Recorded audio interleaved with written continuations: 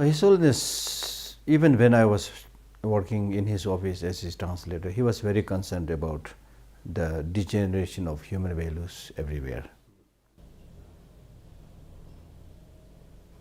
And therefore he started writing these smaller booklets like Compassion in Individual, Human Approach to World Peace, Global Responsibility, and so forth. And then gradually he wrote this book, Ethics for the New Millennium.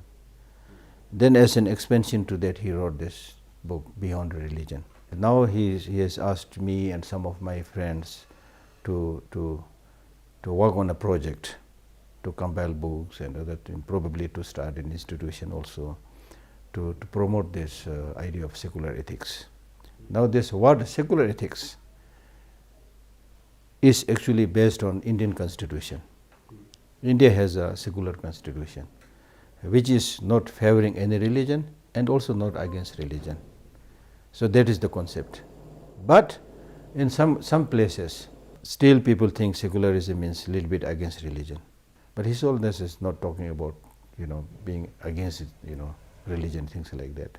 Temporarily, especially for the lower classes, we, instead of using the word secular ethics education, we decided to use social, emotional, ethical education, which is easily understandable to many people.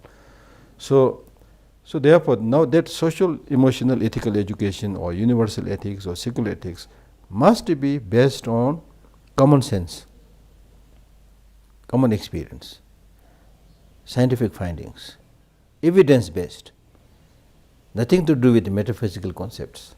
So that's why he is working so hard to promote human values, not through religion, but through common sense, scientific findings. Because if you use religion, then which religion again? And then also out of the 7 billion human population, at least more than 1 billion human population are non-believers. So what we need is the way of life, a value which is applicable to everybody.